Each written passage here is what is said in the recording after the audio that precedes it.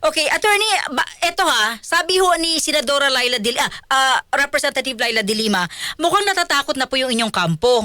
Kaya po nag-file kayo ng kaso sa usapin ni Ramil Madriaga. Inoon naman daw po, hindi niyo pinapansin.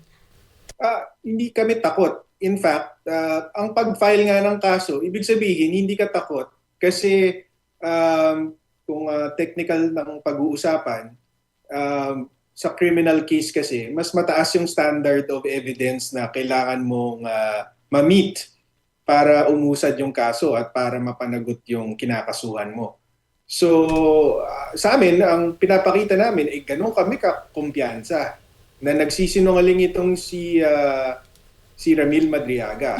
Tapos, kung bakit, ang tanong mo ba? Ngayon, bakit daw po ngayon lang?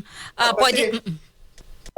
ang si VP Sara naman, ang polisiya talaga niyan is just to deny any malicious allegations, and if it comes to case, then to address it in the proper forum. Aantayin niya na lang. Kasi wala namang saysay ang testimonya na yan. Pero ngayon na ginamit na sa impeachment complaint, ibang usapan na yan. Kasi ang impeachment, alam naman nating lahat, mahalagang proseso yan. Ang posibleng outcome niyan is i-deprive mo yung mga bumoto sa isang high government official ng kanilang representante. So hindi pwedeng ang basehan ng impeachment isang testimonyang gawa-gawa lamang.